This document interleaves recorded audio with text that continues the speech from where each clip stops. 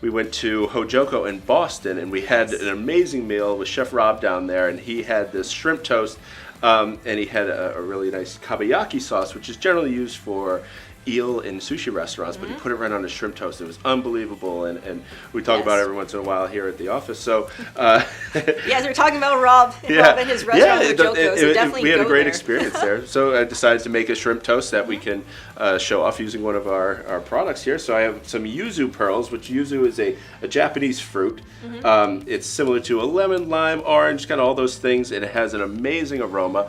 And it's very powerful, so you don't want to use too many. You just want to put a few pearls. I can smell it from here, and I'm not even leaning in, so.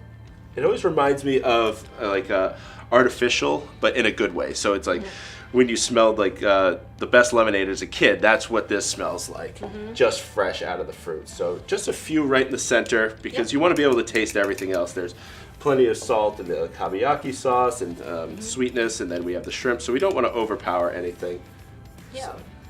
So, if you have a Manhattan, a little bit of the maple spheres right in the bottom of it, so when people are drinking it, they get one of those maple spheres, and it completely changes the drink completely. So I would definitely attempt messing around with that, especially if you're throwing cocktail parties or hors d'oeuvre parties, things like that.